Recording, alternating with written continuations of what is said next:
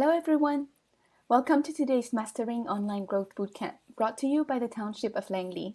I have here today with me Chin Hing Chang, the founder of Classy Narwhal, and he will be talking to you about sales and online sales. He is an expert in the area, so I hope to learn a lot from him. I hope that you will find the session very interesting and informative too. So this bootcamp is in support of entrepreneurs across the province of British Columbia. The session is recorded and will be shared with you in the Resilience program starting from tomorrow.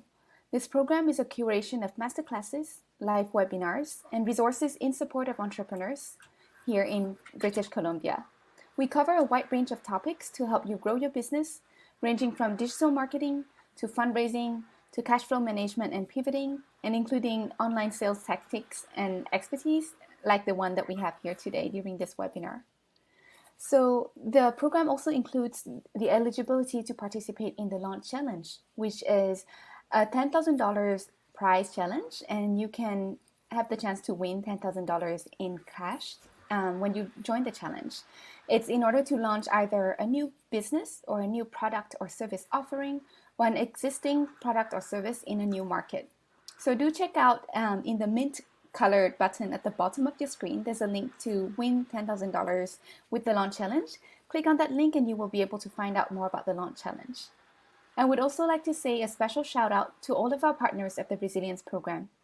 Thanks to the City of Campbell River, the City of Richmond, Coast Capital Savings, the District of Squamish, the City of Powell River, Township of Langley, Sunshine Coast Credit Union, Vancity, Vancouver Coast and Mountains Tourism Region, Yukon University, the Discovery Foundation, and Western Economic Diversification. So all members of the previously mentioned communities have free access to the Resilience program. Especially today's webinar and bootcamp is brought to you by the Township of Langley. So we are very grateful for the chance to be able to talk to you here today, thanks to the Township of Langley. Without further ado, I think we're nearly ready to start. I'll just have to point you to the right-hand side of your screen where you will see a little chat box in there. And I would love it if you could go in there and introduce yourself. Tell us about where you're based, what product or services does your business offer, and the name of your business. That would be wonderful for us to get to know about you, and also maybe for you to find like-minded entrepreneurs to be able to collaborate with each other. So do put in there some introductions about yourself. If you look at the bottom of your screen, you will see an Ask a Question button. So that's where you would be able to put in questions or for Chin or for myself anytime during our presentation, so that after the presentation, Chin will go ahead and answer a lot of the questions that you have. So just go into there and put in any questions that you have in any time. We'll go about answering them at the end. Please know that you can also upvote any questions that you find interesting so that they get answered first. I think we're about ready to start, Chin. Would you like to introduce yourself? Sure thing. Right, thanks for having us, having me. Nice to meet you all. As you can see, I am a Spring fanboy. I actually used to work at Spring, so it's been about 2 years since I left Spring. A bit about my background. I spent my time at Spring from 2014 till about 2019, so I was there for about 5 years. And while I was at Spring, I was supporting with most of the incubation programs, designing the acceleration programs, and helping with the funding groups and also the entrepreneurship roundtables that we used to run. Prior to that, I come from a background in corporate sales as well. So sales is my jam. I've been working a lot with the companies that we supported with their growth strategies, with figuring out how to hire the right salespeople, train them, and also start to build up processes in order to start scaling. And that's actually what I'm doing right now with my own company, Classy Narwhal. So I've decided to focus primarily around that area of revenue generation and helping them with process automation and improvement. So that's kind of a bit about my background. So today, hopefully, I'd like to kind of bring some of the insights from the creative perspective of entrepreneurs, but also some of the best practices from my experience in corporate.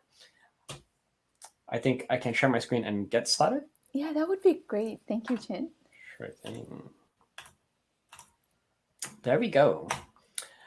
So I've given my intro. So let's jump right into it. Heads up, I will be speaking quite quickly, but I believe the session is recorded, so feel free to watch the recording. And I will be a bit unapologetic about speaking quickly. So if you have any questions at any time, just feel free to put in the questions in the chat, and I think Tramai will fill them over to me when we have a small break for questions. But there's a lot of content I want to cover, and I want to make sure that everyone gets as much as possible from today's session. So these are the key things that we'll touch on today. Number one, how to build and create a sales strategy. We'll talk a bit about user journey mapping, and then we'll go into the process for prospecting, list building, figuring out how to do it online. And then I'll kind of cover some tips and tricks around copywriting and how to write good outreach emails in such a way where you can actually follow up persistently without actually being pushy as well. So let's first talk about sales strategy. Typically, when most people think of sales, the first concept that comes to mind is a funnel. A funnel is, a process where you have people coming in the top and out the bottom, they convert. So for example, you have a certain amount of phone calls that you make that convert to an appointment. And then from the appointments, a certain smaller number actually listen to your pitch. And then a smaller number actually get a proposal. And then you finally close a certain number. And funnels can apply in almost any situation. So you can have calls, you can have even, let's say, retail. It could be a number of people who walk in front of your store, number of people who stop in front of your store, number of people who come into the store, and number of people who interact and touch with a product, speak to a rep, and then eventually check out the product. It could be online, so it could be number of emails that you sent, number of opens, number of click-throughs, number of people who go to a page, sign up, and so on and so forth.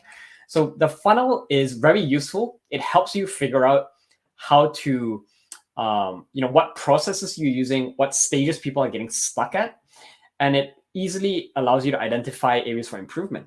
So you can look at drop-off points, you can look at where people are taking too long to convert, and this gives you the opportunity to either change certain things in those stages of the funnel, or if you notice that a lot of people are dropping off at certain stages, maybe there are ways where you can capture some of that funnel leak and put them back into the funnel. So for example, you notice that certain websites or companies, they use retargeting campaigns, where if you, let's say, go on their website, you add an item to their to your shopping cart, but you don't actually check out, suddenly you notice the ads following you all around. So that's retargeting, because you've been to their website, but you did not check out, you did not convert in their funnel. So they're going back and trying to get you to convert. Or sometimes they might actually send you an email and say, hey, I noticed that you left an item in your shopping cart. Did you forget to check out? Right. So that's all about capturing some of that leak. The challenge with a funnel, though, is number one, the funnel is a very specific flow. Funnels work very well if you know what is the proven process for your customers to convert and purchase your product. So tip number one when it comes to using a funnel is a lot of entrepreneurs, they tend to be overly innovative with how they're running their business. Great, you have a new and interesting solution or service, but you don't necessarily have to reinvent every element in your business. You don't have to reinvent your org chart. You don't have to reinvent your marketing channels. You don't have to reinvent your funnels. So go out, copy what your competitors are doing. If they are selling a similar product or service, and you know that their product or service converts well, use the same funnel that they have instead of trying to reinvent that. The challenge, though, is sometimes you might find that a funnel is not very effective for you. And in those cases, it's because what happens is the journey for a customer to convert isn't usually as straightforward as a single line. Sometimes a customer might come in with a phone call, and then they might go on your website, read a review. They might, do some Google search to try to find some testimonials. So things might be a bit different. In that case, then it is a bit more complex than a straight line. So I want to introduce to you what we call the user journey, and we'll use a sales map in order to try to create all the different elements that need to go into your sales strategy. So we'll talk about that in a second. So this is the user journey. So this framework is introduced by HubSpot. And the main stages here is the awareness, consideration, and decision. Coming out of that, you have the close stage. So in the awareness stage, usually the customer at this stage is trying to figure out what is the problem that they have. They are not necessarily even aware of you. You're just trying to get them to understand that they have a problem, that they are aware that there's something wrong with the way that they're doing things right now, and there's a better way of doing it. So that's the awareness stage. So for example, let's say if you're selling pesticides. So the awareness stage, a customer might be searching, what is wrong with my plants? So they're not even thinking about pesticides yet. They're just thinking, what is wrong with my plant? They are trying to figure out what's the problem. So that's the awareness stage. In the consideration stage, this is where now they know what the problem is. They're starting to look for solutions. So they're starting to consider different solutions. Again, not necessarily considering your solution, but they're thinking, okay, I have a pest problem with my plant. What are some ways of dealing with it? So maybe it's pesticides, maybe it's natural remedies, maybe it's changing the environment, that kind of stuff. So they're looking and searching for different types of solutions. And then in the decision stage, that's where they're going after specific vendors and evaluating which to see which vendor is the best option for them. So that's where they actually start to actually look at your company. So you only come in at the decision stage. You don't really come in at the awareness and consideration stage. So in the decision stage, it's mostly like, how do I evaluate what is the right pesticide to use? What are different brands? How do they compare against each other? What are different side effects of those different chemicals on my plant? Things like that. So as you move your customer through those stages, your goal is to try to get involved in the conversation as early as possible. So I mentioned that your company only comes in the decision stage, but that doesn't mean that you can't touch the company even early on at the awareness or consideration stage. So if you see nowadays, it's starting to become more popular for companies to actually have some framework around inbound marketing. So what inbound marketing really is you're just starting to build some content. It's more about thought leadership because you want to meet your customer when they're in that research mode. Customers nowadays don't buy a product just after they see an ad, right? They naturally will actually do a lot of research on their own. So your goal is to create content. Maybe it's content in the form of blog posts. It could be workshops. It could be videos. But the idea is you want to be able to meet them where they're at and start to set yourself up as the go-to person to get advice or resources around these topics. And then when they're ready to make a decision, then you can also position yourself amongst all the alternatives and highlight why your solution is better than all the other ones out there. So that's kind of the framework around that. So here's one way of looking at the buyer journey and positioning it as a funnel.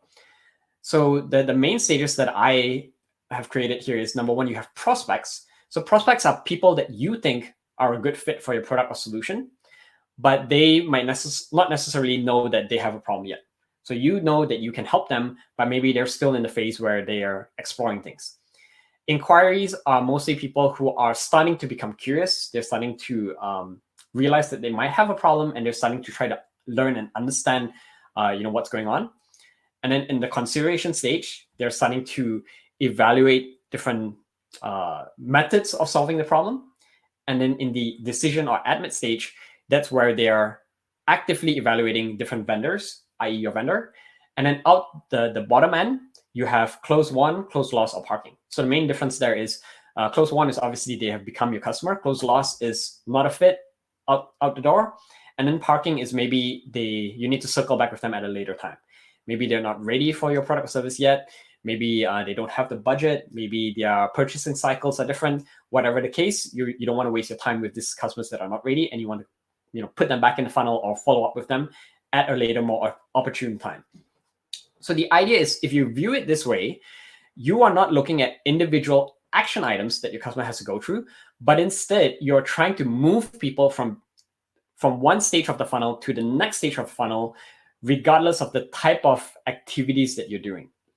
So for example, to try to get someone from inquiry to consideration, it isn't always going to be, let's say, someone signing up for a course or someone viewing a blog post.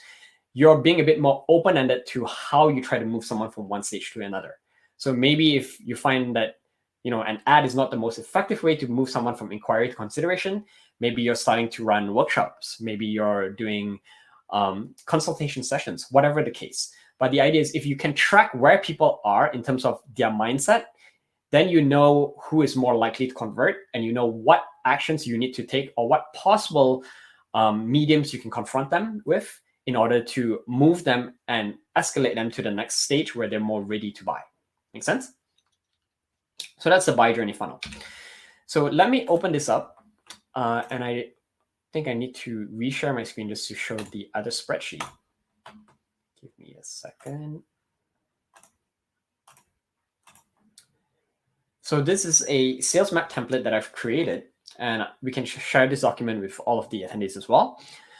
But here you can see this is the main stages we talked about: awareness, consideration, decision, and close.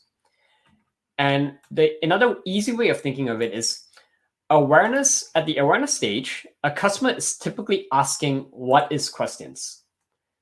So, for example, here, another example is this is a health supplement to combat the flu. So the questions that customer is asking at this stage is, what could be causing fever, sore throat, and body aches? What are symptoms of a flu, of a cold, or food poisoning, or even what is a flu?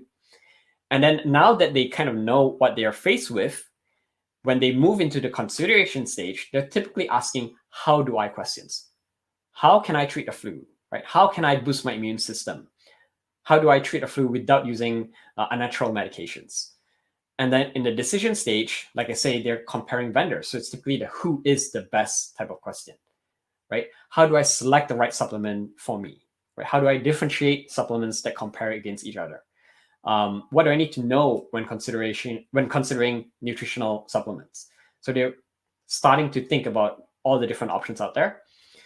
So your goal is, when you are trying to think about what you need to create in terms of assets or how you want to convert your customers, start with this.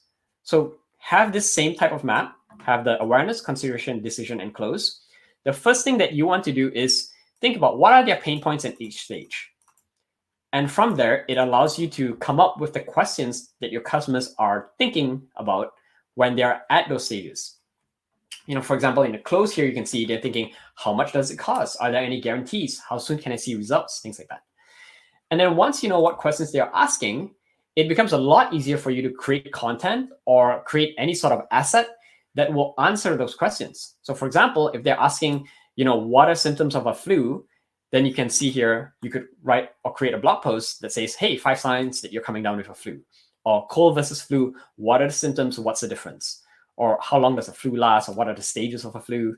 And then in the consideration stage, how do you can see, maybe it's also blogs, maybe it's video. You can say, what are ways to treat a flu without medication? What's the best medicine for flu? How do you cure the flu quickly? And then on the decision stage, you can see it's starting to do comparison charts or infographics, right? How do you compare different supplements and their effectiveness? How do you make your own immunobooster supplement? And then in the close stage, you're looking at your own assets to convert the customer. So it's your landing pages, your websites, your checkout, your guarantees, your shipping, your FAQs, those kind of things. So depending on what questions your customers are asking, you're creating different assets that will answer and meet your customer there. So tools and channels, the reason why I say tools and channels is because this is the content, but some content will work better in certain places. So for example, if a customer is usually in the awareness stage, they're usually eager to learn. So good content is usually blog, videos, more passive content. When they're in the consideration stage, when they're actively looking at things, you can start to move towards more active content like workshops. Again, could be videos, could be webinars. You could start to incorporate certain guides or templates or checklists where people can download. And these things where people can actually download or interact with your product in some way, it also allows you to capture them so that you know that they are at that stage and they're actively starting to look for those solutions. Then it allows you to escalate the conversation more easily as well. Obviously, with each stage, again, call to actions are going to be different, right? If you ask someone to buy now when they're only in the awareness stage, your call to action is coming across too strong. So usually if they're still in the learning phase, good call to actions are read more, learn more, right? If they're in the consideration stage, it could be download this recipe, download this guide.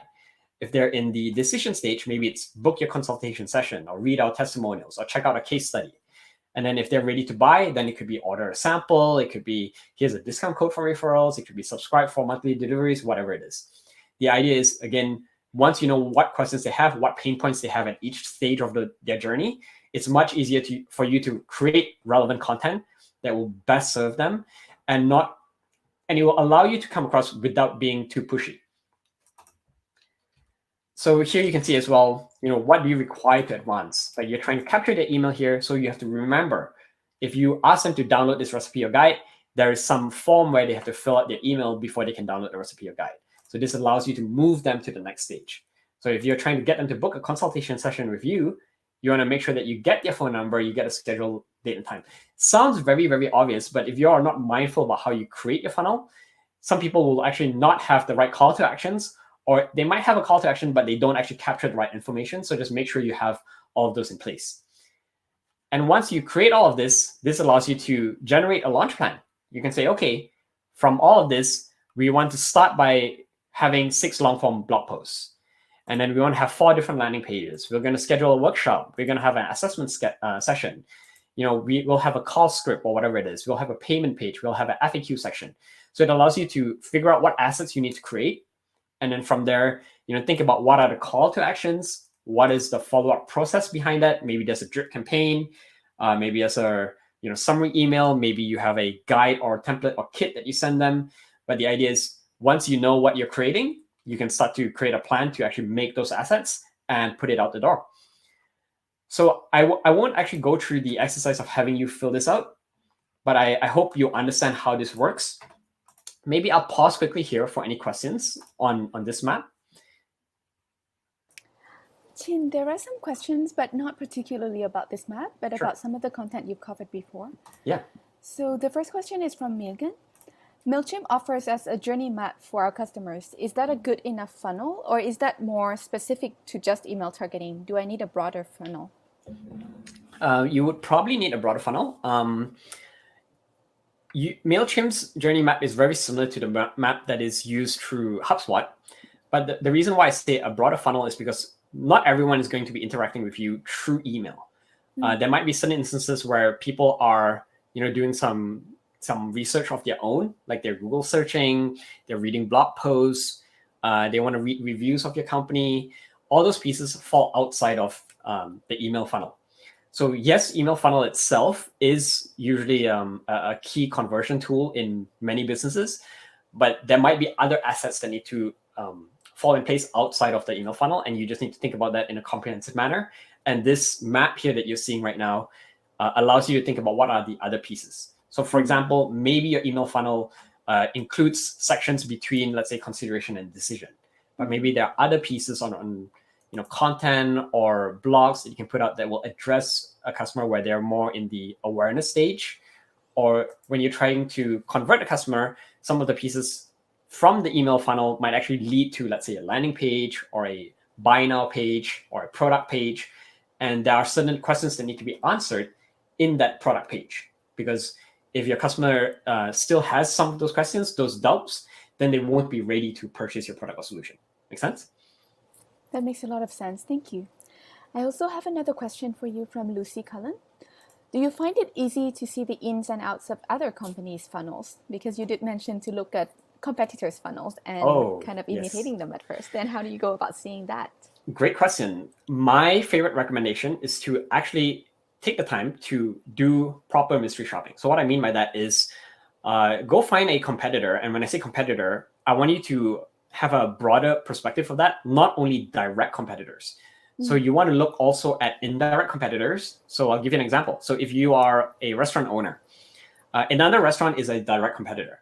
But other, let's say, meal prep kit companies or food delivery companies, they are also indirect competitors because they also serve your customer for that same budget around food. So those are indirect competitors. So if you are in a very unique space where you don't think there's any direct competitor, you want to look for those indirect competitors. And I encourage you to actually just go through the process of buying their product or solution and actually put down money. Because if you actually go through the process of actually using your product or service, you'll be able to see a lot of stuff that you don't typically see around your funnel. So a lot of stuff usually doesn't happen until you're ready to put down the money. And then you can see, like, how do they try to convert you? What is the follow-up? What happens after you put down your credit card info, or what happens after you purchase? All these kind of things are kind of behind the scenes stuff in your funnel. So you want to try to do some of that research. And let's say if you want to do ads, for example, there are a few other tools out there that allow you to do a lot of research on that. So I'll give you a few quick ones. So one that I use is called SimilarWeb. Facebook ads, you can also see. So let me see, Facebook ad library. So let's say this one here, I so happen to have this one up open. It's Roll Fella. It's a ski binding company. Usually smaller companies, they don't have a lot of good data, but let's say Spring.is. Let's take a look. So you're going on SimilarWeb, right? Yep. Okay. Oh, sorry. I think I can't need see to your share my screen. whole screen. Give me a Yeah. second. Let me change my share screen. I will just share screen.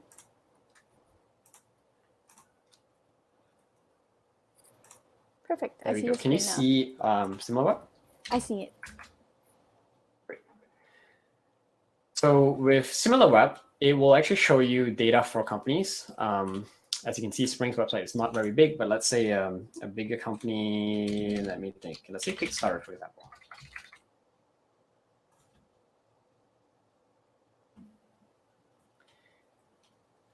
You can see data like, where is their traffic coming from, what channels, referrals, what websites sent to them, what websites do they link to after visiting Kickstarter, what are the search terms that they're using, social channels that they're active on.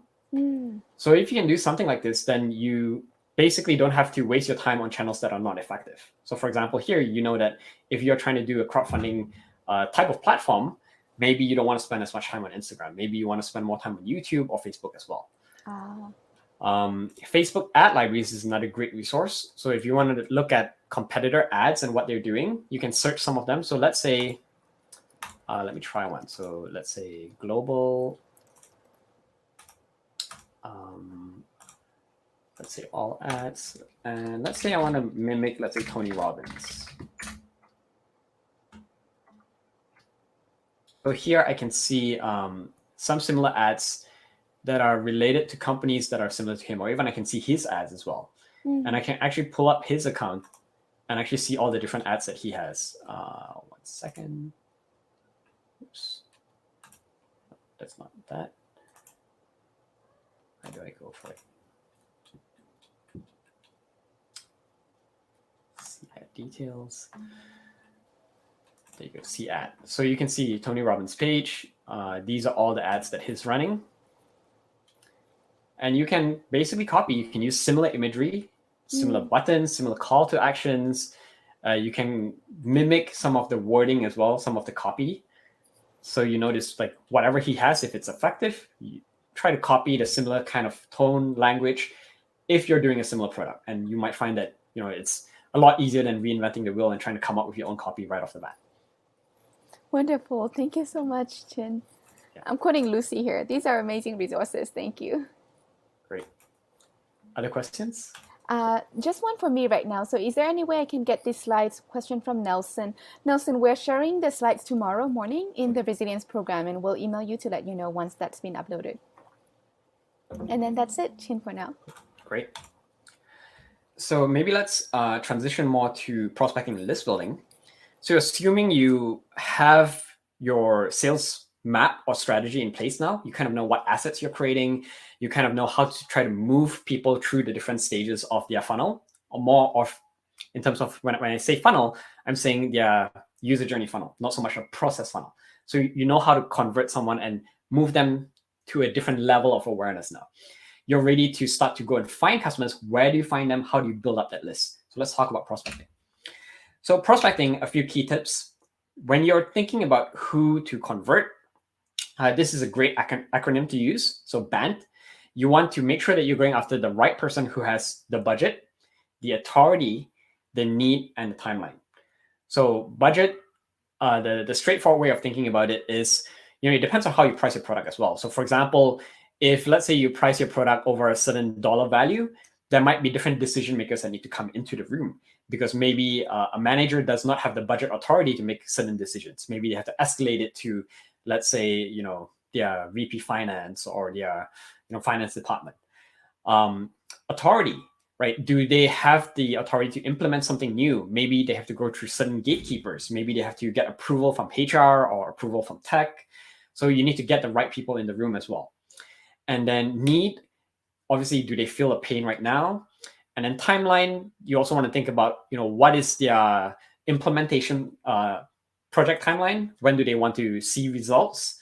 So you can ask questions like, when do you hope to achieve certain things? or when do you want to make some of these changes? Or even if, let's say, if you have a solution that deals with regulation, you can say, oh, new changes in regulation are coming soon or by this date. So therefore, if you want to implement it and get it up and running by this date, you need to start now, for example.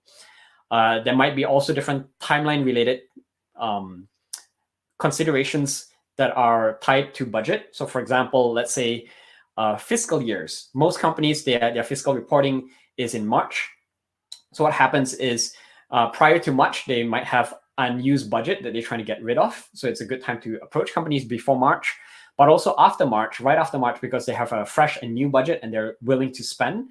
So, if you know that they typically make purchase decisions for new equipment, new software, new solutions during those time of the years, then you want to make sure that you're more active during those time of the years rather than coming to them in July where they've already exhausted their budget and they're not looking for new vendors.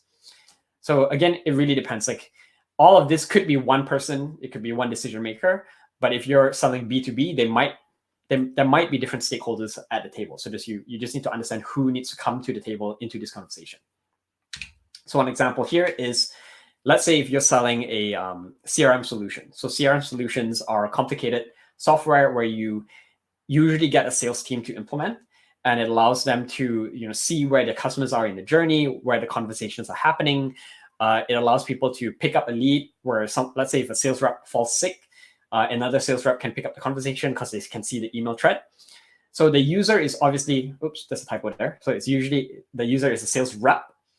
The advocate or the influencer is usually the manager. Maybe the manager is not directly using the software, but because their sales reps are using it, the managers see better performance in their teams. So they're big advocates or influencers of your product. But then there might be gatekeepers like IT or finance. IT wants to ensure that it integrates with all your other tech and software. Finance needs to ensure it fits within the budget. And then you might have higher decision makers like your VP of sales or CEO that need to approve it. So there might be different people. So the idea here is just be aware of all of the different stakeholders. And there are a few things that you can try to play around as well. In some cases, you might be able to offer a mini offering where you can reduce the risk and reduce the number of people that need to come into the conversation in order to convert.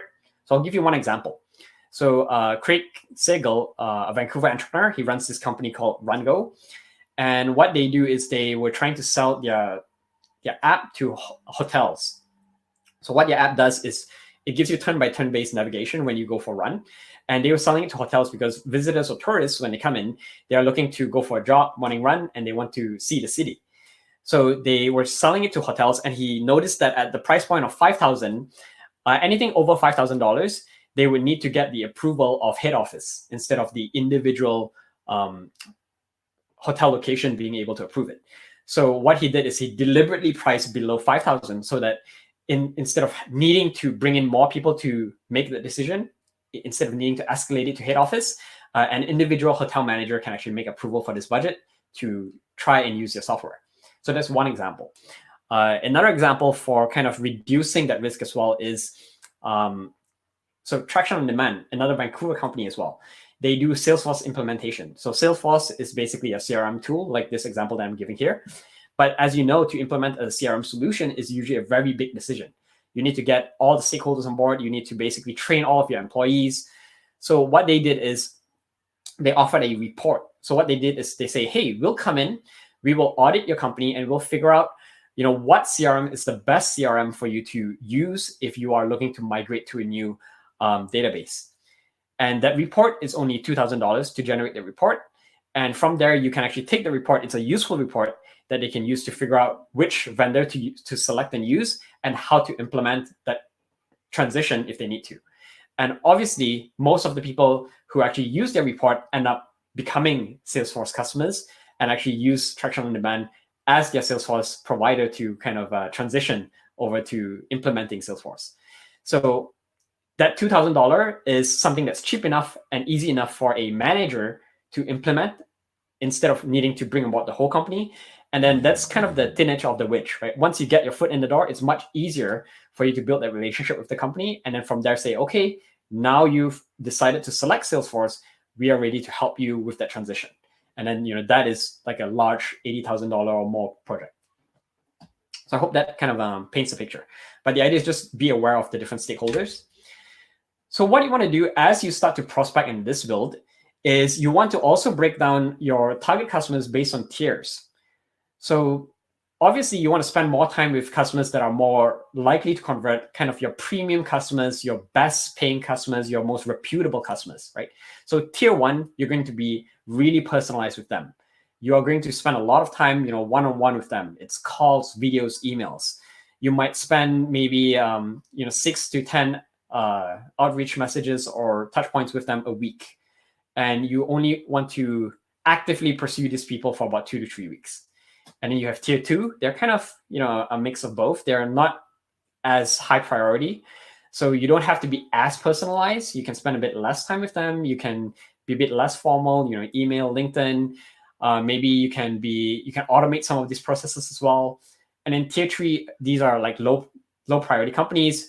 You're willing to spend less personalization, send bulk emails, do it in batch, and you can automate more of these processes. So you can start to think about your outreach processes in this type of methodology. Or tier 1, 2, 3 could also just be depending on what stage they are in consideration. Like tier 3, maybe they're more like basic leads. They're not ready to convert yet. You're spending more marketing efforts on them rather than sales efforts on them. And in tier 1, they're ready to convert. They are actively considering, and you're actively trying to move them into becoming a customer. So this is one way of thinking of it. The other thing to think about is mapping out the interaction, especially if you're B2B, so not relevant for B2C, but if you're selling business to business, and if you're doing something that's brand new, usually you don't quite know who needs to be at the table or what is the decision-making flow or process. So what you want to do is you want to map the interaction with every customer that you get, and you will eventually start to see patterns. So for example, you might say, okay, with a sales rep, I send them an email. And then if I send an email to a manager says no, speak to my sales rep or speak to my VP sales. So you know who to reach out to at first, and then you know like who wants to be in the demo, and then you know who needs to be in the agreement. So the idea here is it just helps you see where to involve the right people depending on which stage of the conversation you're at, so that when you're trying to book a demo, for example, you're not going to forget to invite all of them to the table. So if you book a demo and you know that the CEO needs to be there, then you want to say, hey, the demo, we recommend that you have your manager and your CEO present. So make sure that you can invite them, send them a calendar invite. So just have the right people at those stages so that you can actually increase your chance of converting them as quickly as possible. So map it up. So I'm going to quickly jump into the next phase now. So those are just some tips around understanding the prospecting process. I'm going to show you how to actually do list building. So on the list building side, first thing to know is there is a difference between sales and marketing emails. A lot of people confuse the two, and they send marketing emails when they should be sending sales emails. The biggest difference is when you're sending a sales email, it should be when a customer is ready to convert and you're ready to have a one-on-one interaction with that person. On the other hand, marketing emails are mostly things that you can send in bulk. So you can send through like MailChimp, you can send through, your HubSpot, ActiveCampaign, that kind of stuff. When you send a sales email, you want to try as much as possible to send directly from your inbox. And here's the reason why. If you're sending with a provider like MailChimp, you have to realize that MailChimp is sending email on behalf of many other companies because they are a mailing client. So you can imagine there's company A, B, and your company, and they're all sending their emails through MailChimp to different recipients. And let's imagine company A. Company A is sending spammy emails. And recipient number 1 has flagged the email as spam. Company A's emails are noted as spam. If he flags enough as spam, it's going to affect MailChimp servers, and any email coming from MailChimp that lands in his inbox will be just naturally pushed towards the promotions folder or the spam folder. And this is regardless of whether it's company A, B, or your company. And again, if enough of that happens, the entire MailChimp server is flagged, and then everyone else is also affected. So other people, any email coming from other companies, not just company A, will also more likely end up in their promotions folder or their spam folder. This is why if you use a mail client like MailChimp, HubSpot, Salesforce, ActiveCampaign, any mail client that is sending on behalf of many companies, it's almost unavoidable. It's almost impossible to get an open rate that's higher than 20%. So industry average is about 15 to 25% in terms of open rates. And there's nothing more that you can do about it because your emails are more likely to end up in that spam folder or promotion folder. So obviously they try their best to avoid that. So they have different tools and things like, double opt-in features, validate your email. They switch their mailing servers. They use different servers. But at the end of the day, that's a fixed rate that you can't really get around. If you send from your own inbox, it will more likely end up in the recipient's inbox, but you also have to be a bit careful. If you're sending marketing emails through your own inbox instead of sales emails, and if people are flagging your emails as spammy emails, it will affect your domain and it will affect all of the emails associated to your domain. So not just your email, but all of your employees' emails as well. So you just have to be a bit careful with that. So when you're sending emails from your own inbox, they need to be personalized emails. They need to be sales emails, more of that one-on-one emails. So I'll show you how to do that in a second. So first of all, how do you find your emails? How do you actually get people, get their contacts and start to craft the messaging process? So number one, your first step to build a list is to find a list of companies. So you can find them on LinkedIn. You can find them on industry association websites. You can find them on business registry lists. So there's many different places. So this is one tool. It's called Growth Genius. So it ties up with LinkedIn. You can search based on location, company, industry, keywords, and it will pull a list of profiles. So that's one example. You can use another one, like another tip is, let's say Canadian restaurant. Oh, Google search is pretty good as well. So you can just say Canadian restaurants, and you can just look through a list of Canadian restaurants, or you can say, you can look on Google Map if you're doing hyper-local targeting. But let's look at Canadian Business Registry. So this is one. So let's say I'm looking at BC and I'm looking at restaurants. You can use something like this as well, and it'll pull up a list of restaurants. So now that you have a list of companies, the next step is to find out who works at the company, who's the right person to reach out to. So I'll show you that in a second. Oh, another quick tip is you can also try searching .csv files or like .pdf or .excel. And usually there are a lot of unprotected spreadsheets out there with a lot of company information as well. So like the one I used before was B Corp while I was looking at spring.csv. And there is like a database over here. And you can see I pull up the database. It's a full spreadsheet with like over 10,000 contacts of different companies that are B Corp certified. So that's how I start my list building process. So the next step then is, now that you have the companies, you need to figure out who to reach out to. So you can either do this if they're a small or medium company, is go to their website, go to their team page or their About Us page. They usually have the decision makers there. So here you can see barkmedia.com, James Duff is the founder. So this is one way, the About Us page. Second way is if you go on LinkedIn and you search a company name, you can see there's a section that says see all employees. And if you click that, it'll pull up a list. And here again, you can see James is here as well. Or if you don't want to reach out to James, if you're reaching out to someone else, you can find someone else as well. So that's how you find who. So now you have what company, you have a name of a decision maker. The next step is to get their email. So one tool you can try using is hunter.io. If you put in the domain, the website of a company, it will pull up a list of available emails that are publicly listed anywhere on the web. So you can see I put in here spring.is and Keith's email shows up. This was my old email while I was at Spring. There are a few other tools. Another one's called Viela Nobert.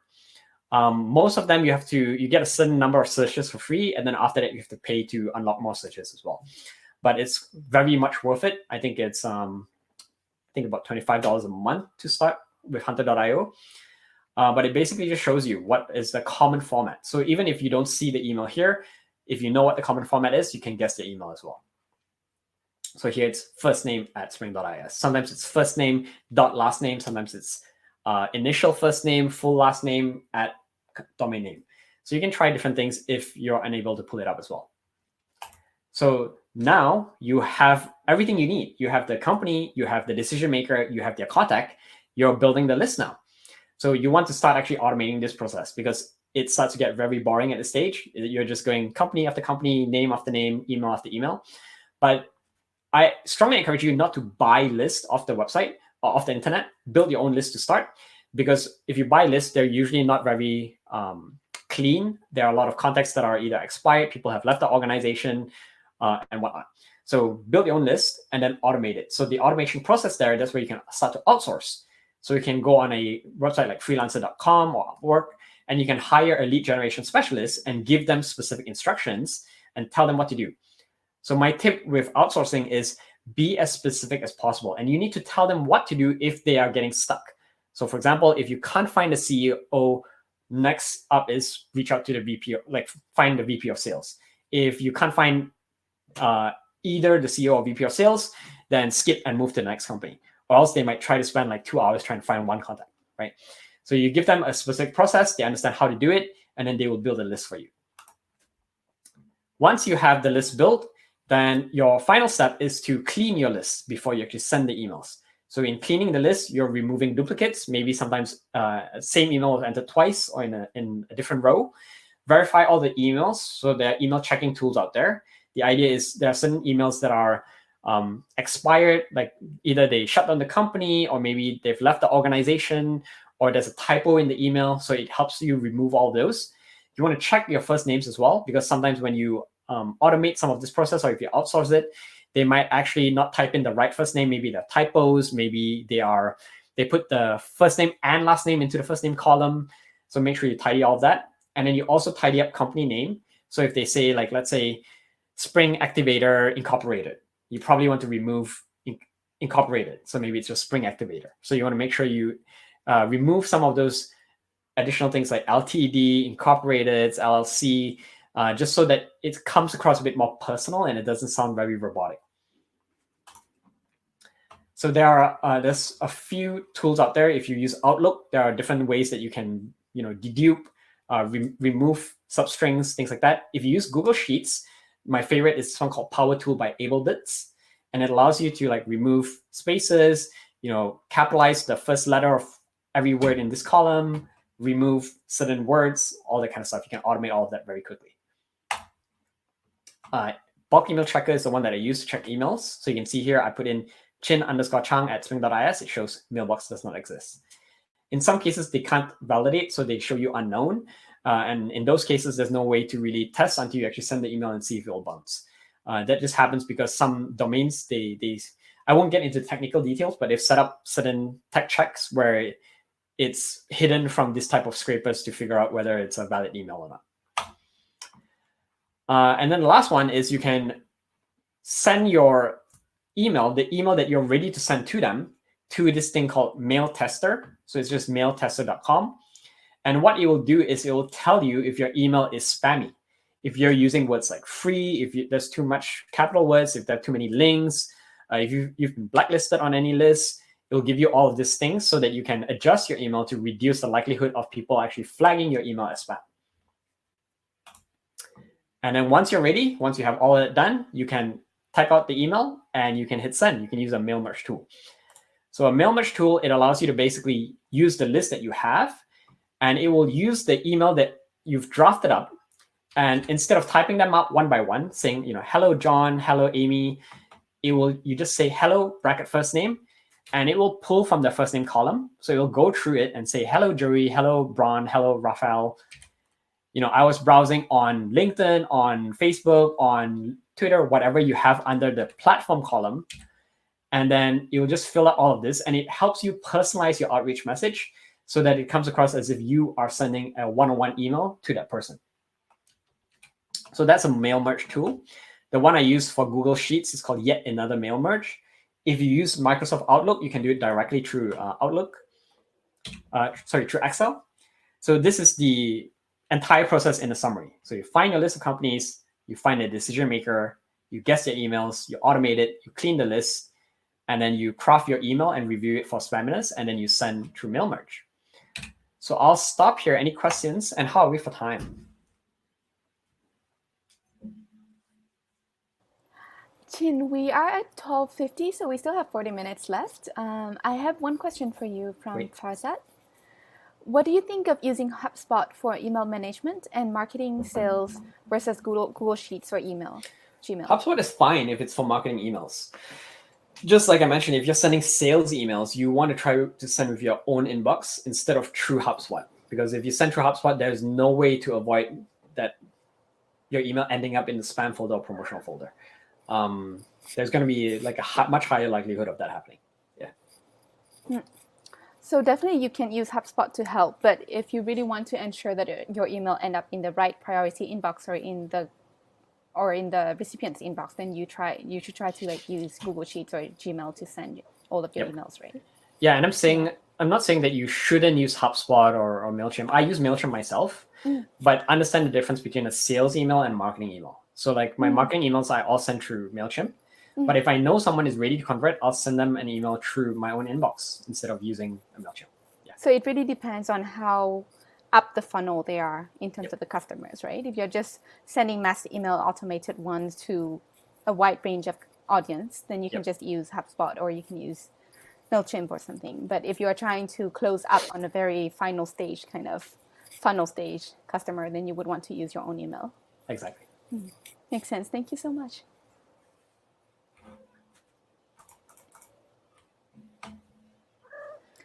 So Fazet has a follow-up question for you. So how about CRM activities for notes or records?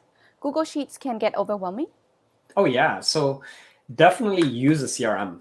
And when I say use a CRM, whatever tool works best for you. If you're comfortable with Pipedrive, with HubSpot, use those. Definitely take notes. You want to make sure you're tracking your leads, like where they're at in the funnel, where they're at in the conversation.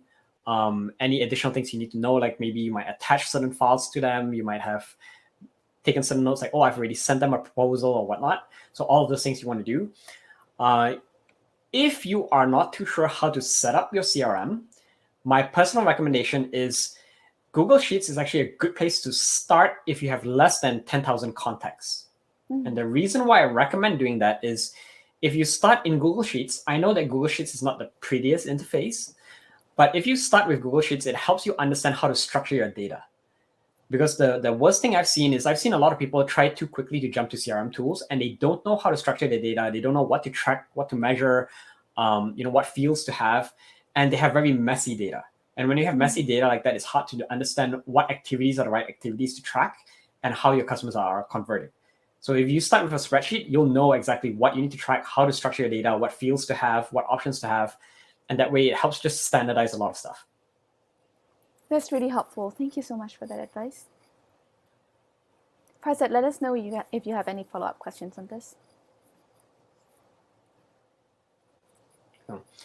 You said we have 40 minutes left, right? Yeah. Do we want to take a quick 5-minute washroom water break? Let's see. Yeah, for sure. I think that would be nice. And in the meantime, if anyone has any questions, you can spend the time to think about what questions you have to follow up with Chin. And then after the 5 minutes break, then we can come back. Great. I am just going to run and get some water as well. Sure. So 5 minutes break, everyone. We'll gather back in at 12:58.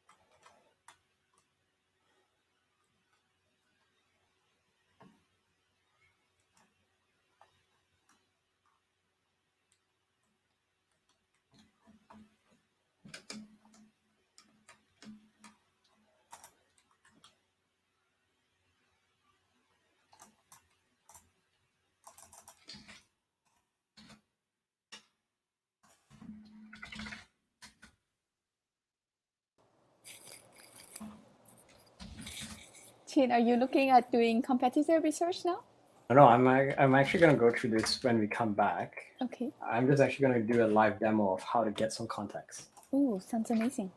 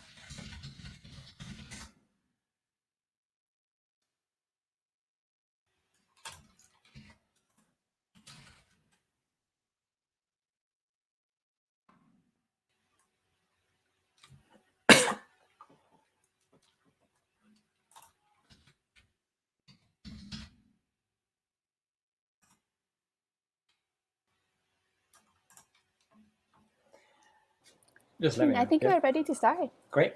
Welcome back. So I'm actually doing a live demo here so you can see. So let's say I'm looking for companies that are using HubSpot and I want to target them because I want to reach out to them. So I actually have a client that is actually doing this right now. So I just Google search companies that are using HubSpot, and there are so many different places to start. So one, for example, is you go on the HubSpot website, they have case studies. So here you have a list of companies you can start with. There's more as well. There is another one here with Stackshare.io. You can see there are, here's a list of 3,800 companies that use HubSpot. And then you can sign up and you can see the full list. So now you have that starting point with lists. So one I started with is AIM. I think I saw they have over here. So under HubSpot's website, AIM is actually using HubSpot. So I just plug this in here. So I start a spreadsheet. I have the company name AIM, website aim.org. And then I do a search on LinkedIn for AIM, and I'm looking for the right person over there. So over here, Peggy Winton is the president or CEO. So I might say Peggy Winton. And I use hunter.io, and I put in their website, and it shows me the common pattern is first name initial and then last name. So it's probably P Winton at AIM.org. And she is the CEO. This column here is up to you. It really depends on what is relevant for tracking your sales. Maybe you have different company size, revenue, number of employees, industry. Maybe you want to segment that because you want to see if certain companies that are over a certain revenue are converting more easily, or maybe certain industry might be more receptive to your product or service. Then whatever columns you need, you put. My recommendation here is it can be quite easy to get into data overwhelm.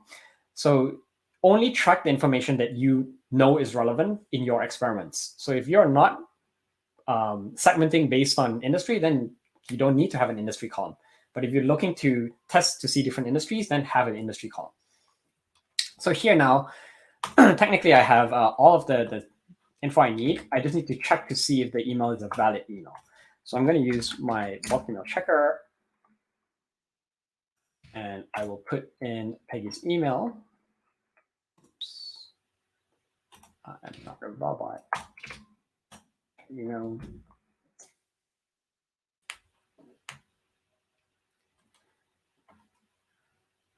And we'll see if it's a valid email. Give it a second. So this is if you do it one by one. I have a premium account, so I can actually import a spreadsheet and it'll do the test for me. So in certain cases, you get this unknown. There's no way to test for unknown. So I would have to just send the email and see if it bounces or not. If it bounces, what you might find is commonly like executive level, they usually don't follow the common trend. It's usually first name at, so it might just be peggy@aim.org. So you could try that. And yeah, you can just try different ones to see if they work. Just make sure you don't over guess, because if you send too many emails and they end up bouncing, it also negatively affects your sending rate from your own domain as well. So as much as possible, you want to try to clean as many emails as possible. So definitely, it's worth signing up for a tool like this. It's fairly cheap. I think, for like $3, you get 1,000 email validations, right? So yeah, just wanted to show you a live process of doing list building.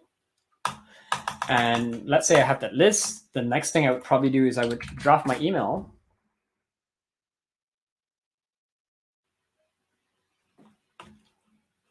And we will transition into actually how to write a good email in a second. But let me just quickly pull it up. So I will have, let's say, found company. Oh no, I might say, let's say I'm trying to reach HubSpot, right? For so it would actually show up as HubSpot improvement for AIM. So it's personalized as a subject line. It sparks some curiosity. They'll be interested in opening up to see what's the email about. And they might say, hello, first name. And it'll basically say, hello, Peggy. And then you can type out whatever else you want to customize based on it. So that's how you do list building. Let me just get rid of this. So let's go into how to write the email then. So first off, you need to always worry about your top of funnel before you worry about your bottom of funnel. So if no one's opening your emails, it doesn't matter how well crafted your email is if you have a bad subject line and no one opens it. So start with the subject line. A good subject line is short. It's personalized. So in some way, it has their name or their company name. It invokes curiosity. People will click and open if they are wondering what else they want to find out. They want to find out something else. So this is I would say, timeless advice, and this will be relevant regardless of all the different growth hacking tips and tricks you might see out there. Like what I mean by like phony growth hacking tips is sometimes you might see things like, back in the days, if you have subject lines that are all caps, then more people will open it. But obviously, with more and more companies catching on to that, nowadays, if you have an all cap subject line, it looks a bit spammy and less people will open it. Nowadays, it's actually reverse is true. If you have a subject line that is all lowercase, you actually get better open rates. So those kind of things are like small tips and tricks. They're not really timeless. But if you have a short subject line, it's personalized, and you invoke some level of curiosity, that will always work. Another tip is if you ask a question, people are also more likely to respond as well. So you can have like who to reach out for CRM solutions, or have you tried this, or something like that. And usually it invokes some level of curiosity and people want to respond to a question as well. So that's a good subject line. Now that you have a good subject line, you have decent open rates, it's time to kind of craft the copy in the email. So again, some high-level best practices around good email is, number one, your email should always be short and sweet. You need to optimize for mobile. Nowadays, most emails are read on the phone rather than through a desktop. So short and sweet. I try to recommend have paragraphs that are not more than a line long. So you don't want to have line breaks. You want to try to go for plain text emails over HTML. And the reason why as well is because when you have HTML coding in your email, it's more likely to be pushed towards a promotion folder as well. And plain text email just looks a lot more personal instead of like a marketing email. So HTML emails can look more pretty and be more visually appealing in terms of design, but they tend to be more for marketing emails. So you can use HTML emails for marketing, but if you're doing a sales email, I recommend plain text. Avoid jargon, so try to avoid like really complicated terms.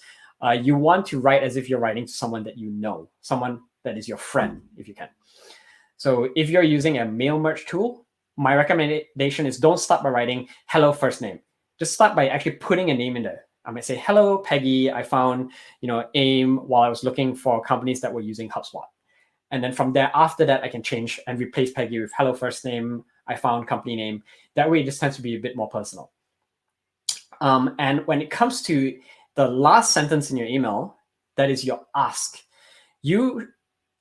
Emails are usually, they get the best response rates when there is one clear call to action and when you make it as easy as possible for people to reply.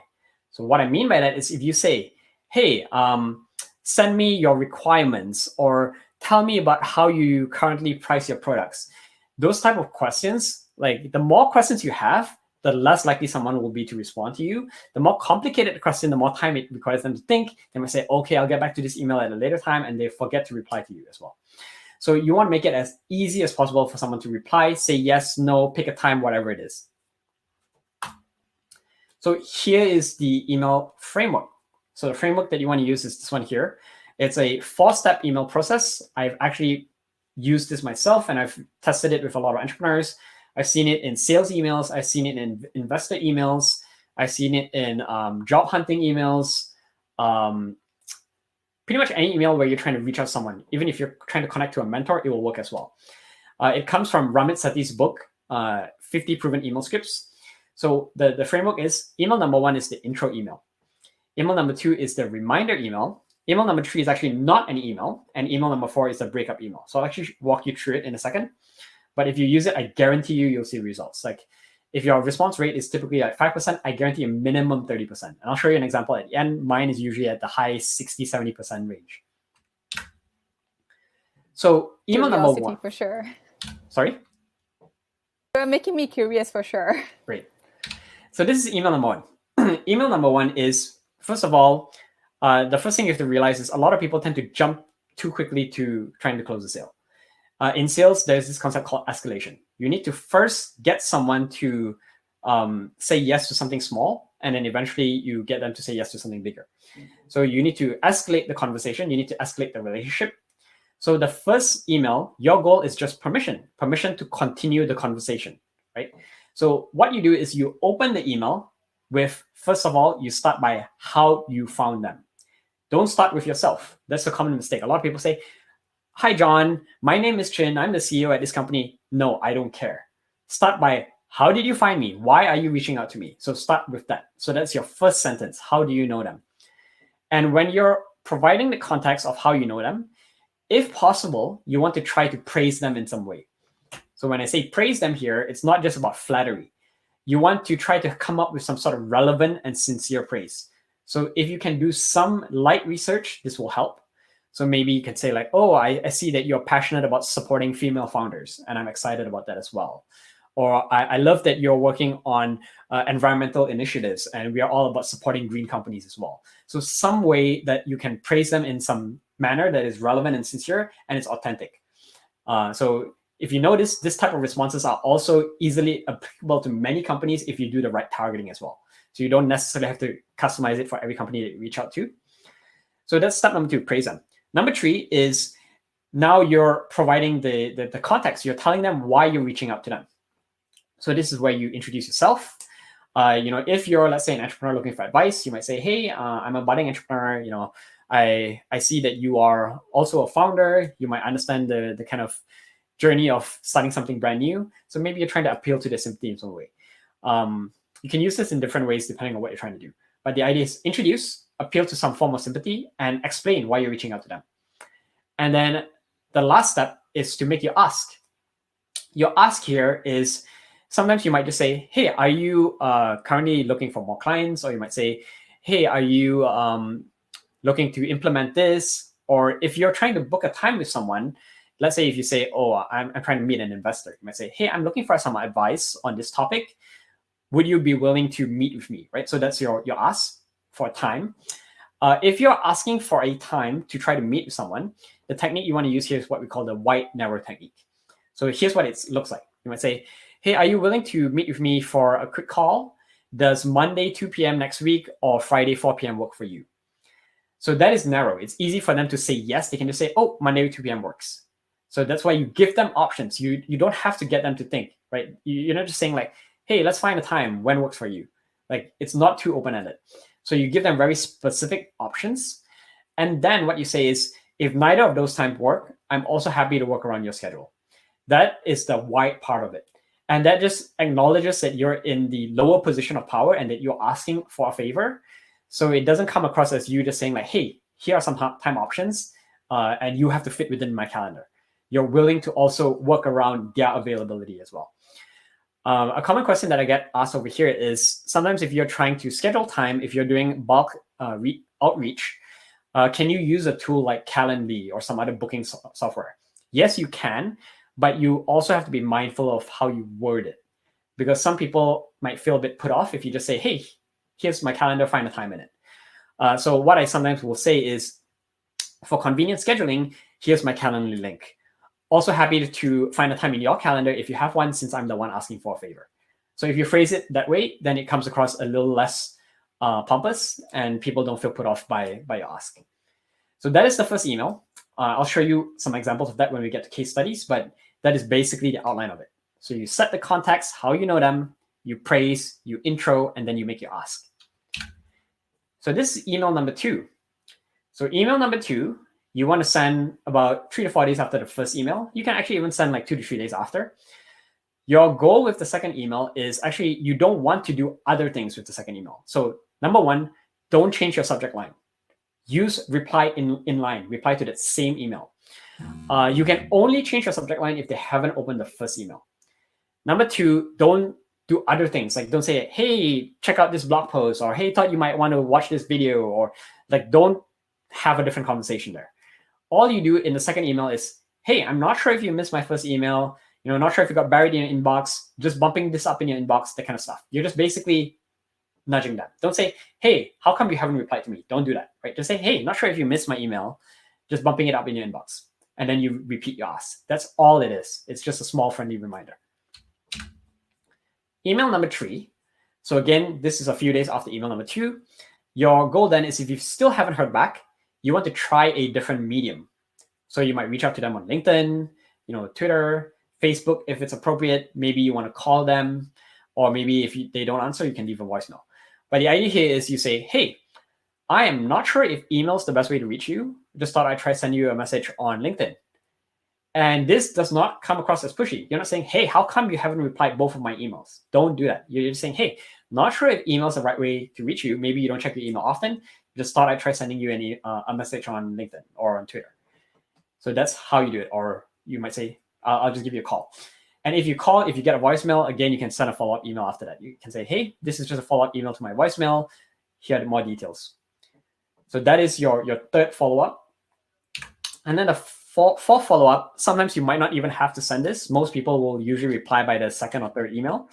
But if you have to send a fourth follow-up, and if you really want to, this is called the breakup email. In the fourth follow-up, you start with an easy out. I call it the guilty parachute.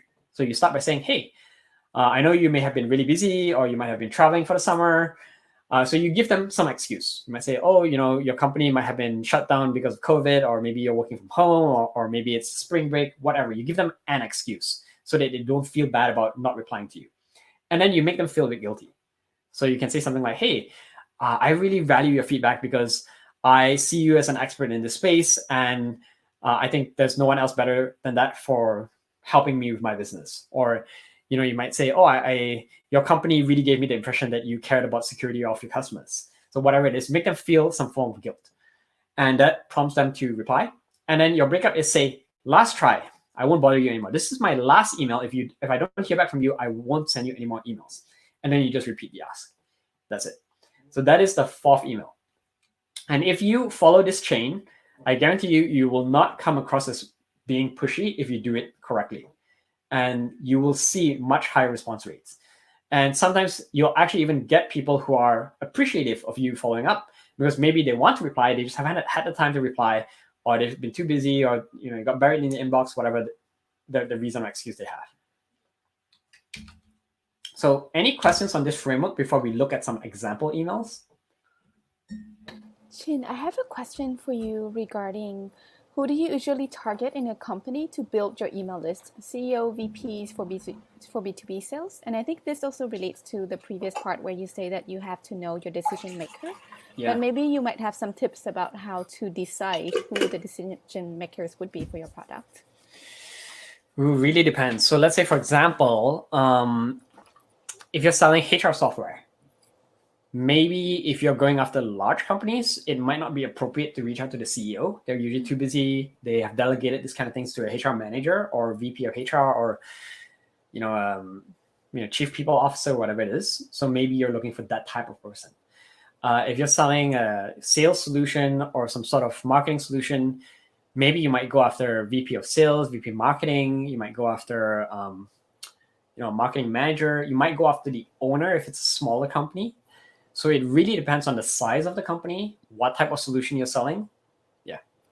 I would also add to Chin's comment is that I think it's really important to test and also to look at your data. So for example, if you think that for, let's say, a 20 people size of a team size company, the person you should reach out is the HR director or something, then you can try that for 20 companies. But if you see that there's not a high open rate or not a high reply rate, maybe you can try another position. So you can keep trying it to see which of the position that you are reaching out to for a certain size, specific size of a company works the best for your open rate and your reply rate, and then move on from there to focus on that that profile. Yeah. Another one you could try is you might say, let's say if you know it's if you're not sure who to reach out to, you might send an email to the CEO and you might say, hey, who's the best person to reach out to for this type of problem? And then they will connect you or forward you to that person. And since they're getting forwarded by their CEO, they're more likely to also reply to your email as well. That's a great advice.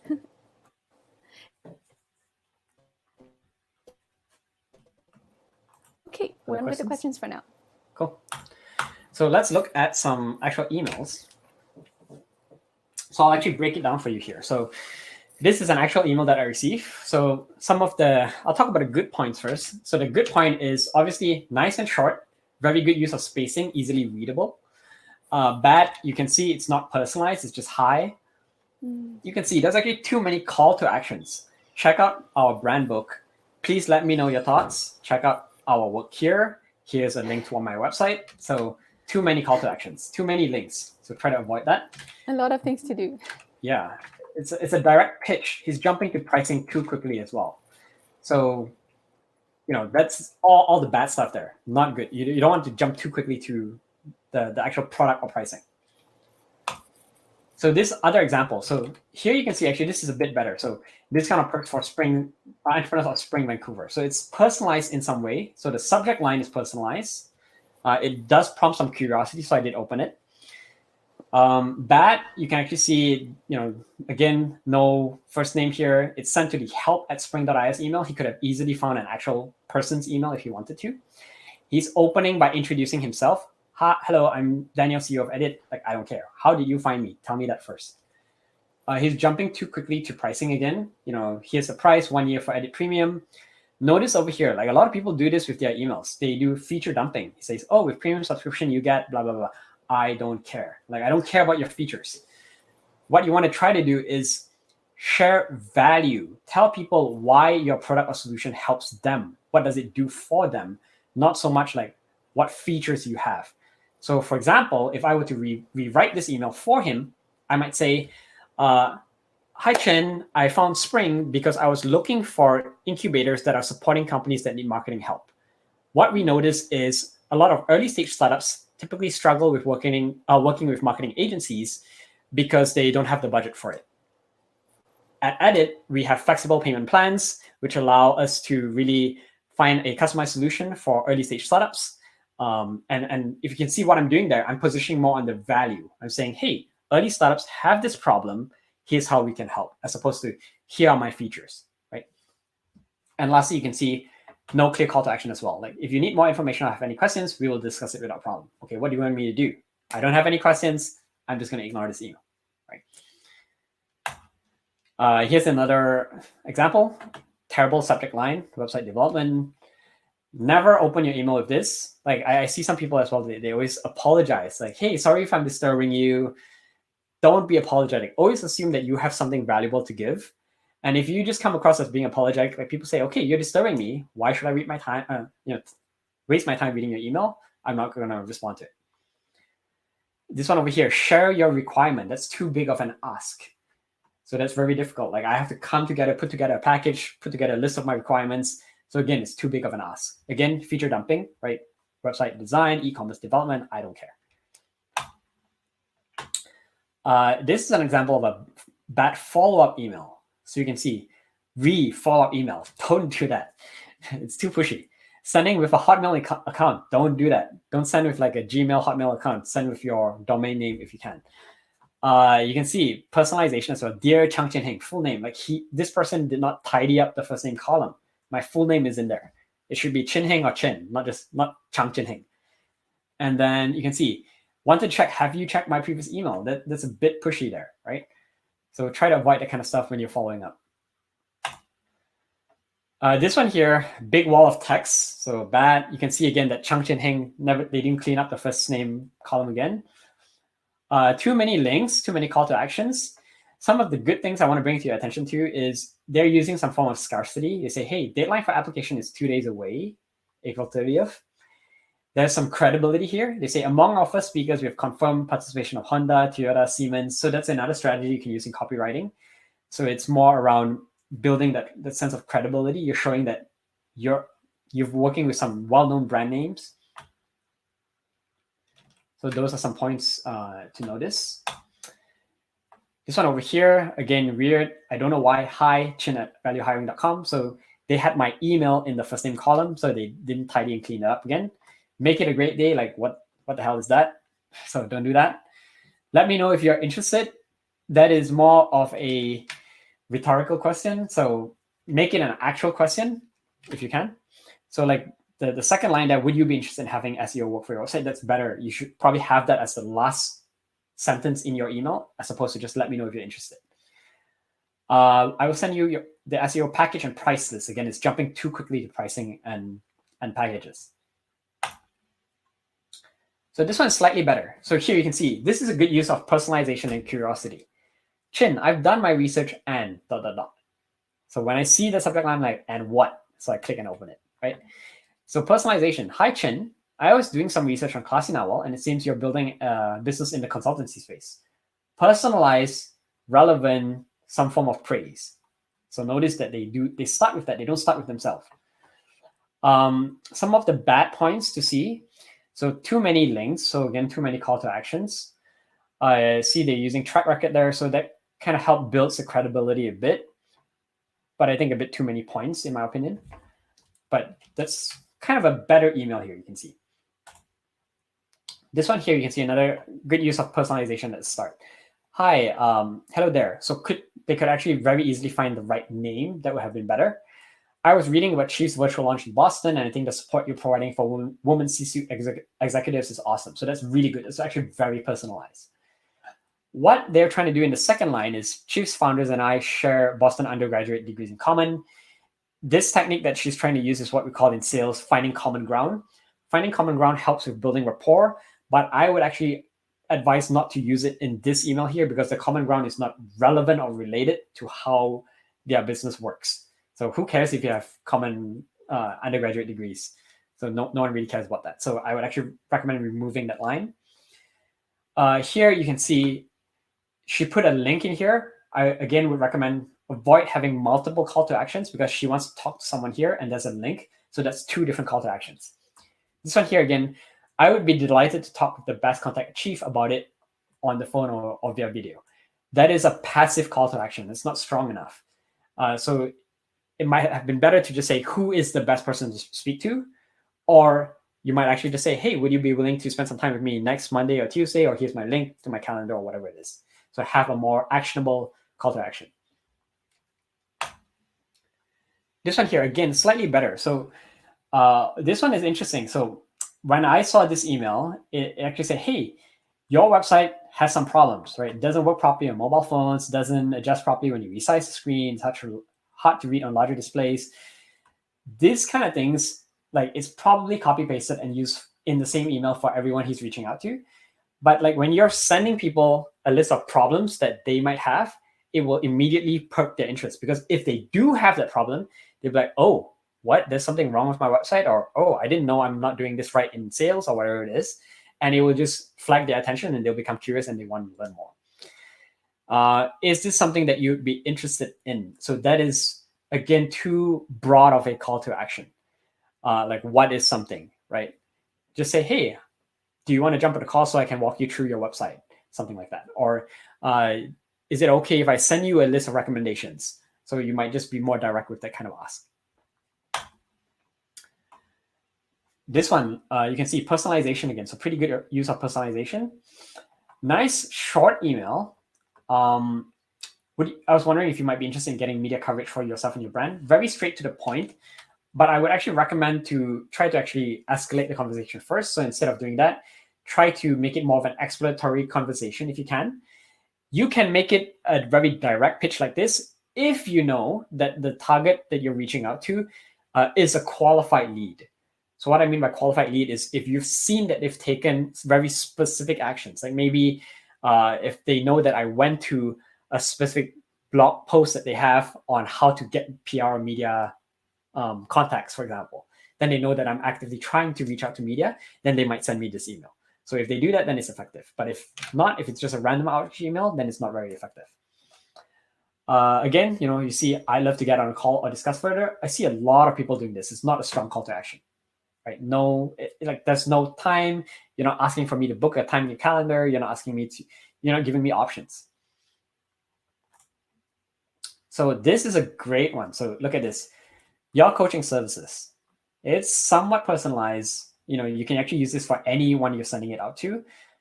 Prompt some curiosity. Hi, Chin, are you still a business coach or consultant? If so, are you accepting new clients? That is it in the email. It's a very direct email. Not doing all the things that I recommended, but it does prompt me to actually reply, or at least be curious enough to reply. Because I'm like, what? Is he a potential client? Is he going to help me get more clients? Like, I don't know. So that's a pretty decent email. This one over here, you can see fundraising plan for Classy Novel, Hey Chin. So personalized. I've been scouting for new startups to add to our portfolio, and your company stood out as a promising opportunity. So that's the context. We're interested in what you're building. Here's what we do. So that's the intro. And then you can see here, they say, our core companies raise funding. So if you notice here, this is bullet points, but instead of features, this is what I mean by value. They're not saying like, here's what we do. They say, our companies raise funding at this much more rate than other unbacked startups, right? Our YouTube Connect Investor Network campaigns find investors and mentors specific to your industry. The program comes with this much in perks. So it's more value-centric rather than feature-centric. It can also be used in LinkedIn messages. So it's not just, this practice is not just in email. So you see this, hey Chin, I built a successful product agency and I'm writing a profile series on onboarding do's and don'ts. Your name and background came up on my growth radar. Would you be open to sharing how you've converted traffic? So there is some context on how she found me, right? Your name and background came up on my growth radar. Here's why she's reaching out to me. Would you be open to sharing? So it's an easy yes/no question. So I might just say, yes, I'm happy to chat. So it did prompt me to have a conversation with her, and I did end up having a meeting with her as well.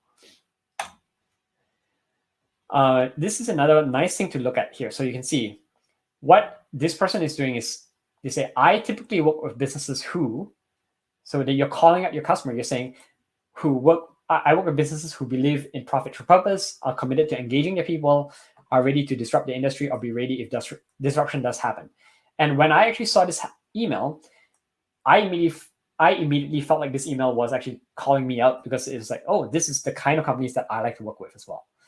So if you do copywriting correctly, your customer will really resonate with your message, and they will actually say, hey, how does he know that I am this type of business? So I'll show you one example of one email that I crafted. So can still be improved. I say, hey, Janet, So actually, sorry, subject line first. Found teen job find on Gus. So it's personalized. It prompts some curiosity.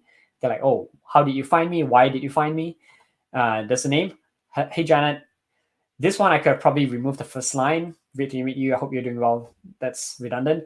So I say, I came across teen job find on Gus, and I believe we have aligned values. Use business as a force for good. So this was actually while I was at Spring. So that's the relevant and sincere praise there. We are trying to use business as a force for good. This one I could probably remove. I would like to hear more about impact-driven venture. So here you can see my intro. We help mission-driven companies around the world that are raising seed capital, especially if they're looking to get it from impact investors. So that's the context there. And then this is my ask. In here, I'm not trying to book a time with them. I just want to get a yes or no answer from them. Was wondering, are you currently raising a round of funding or planning to in the next 6 months? And if they say yes, great. If they say no, that's great as well. And I say Spring specialized, so I'm just repeating what we do. We specialize in providing training, coaching, and mentorship on fundraising. Let me know if you're raising, and we can dig deeper and see if we can collaborate. So that's all I'm asking. Are you raising a round now or in the next 6 months? And here are the results. Like this is one campaign I did in the middle of a bunch of different campaigns. This one, I think I sent to 59 emails. 47 of them open. So that's an 87% open rate. So that's really high. Of the 47 that opened, 46 of them responded. So some of them said yes, some of them said no.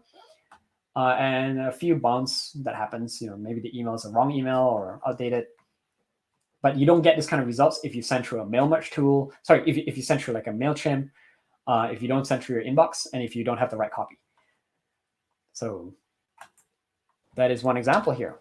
Wonderful results there, Chin. And thank you so much for sharing the examples with us. Yeah. We don't have any questions so far, but I think we're good on running out of time right now. So thank you so much for joining us today. Before we leave the session, I would like to say thank you again for all of your amazing advice and the tools that you shared with us. We will be sharing the recording with everyone tomorrow on the Resilience Program. So feel free to check your email. We will be sending an email to everyone to let you know that that has been done. The recording and the slides have been uploaded. I would like to also point you to the mid-colored button at the bottom of your screen, which says book a 30-minute EIR call, and that's where we would love it. If you click on the link, we will be asking you for some feedback on today's session and also to ask you about any suggestions or any questions or issues that you're currently encountering so that we can try to form our next topics of webinars. So do let us know how the session has been and also give us some suggestions about what other topics to cover in the future to be the most helpful for you. And after that, you can book a session of one-on-one mentoring call for 30 minutes with one of our entrepreneurs in residence. So click on that link. It says book a 30-minute EIR call, and it's in mid-colored button at the bottom of your screen. I'd like to say thank you again, Chin, for joining us today. Yeah, and thanks for having me. Hope you all enjoyed it. Thank you. I enjoyed it a lot, and I have to rewatch it for sure. With all of the different tools that you explained, I have to rewatch and take a bunch of notes. Thank you, everyone, for joining us, and I hope you all have a wonderful afternoon. Right. Have a great week. See you all. Goodbye.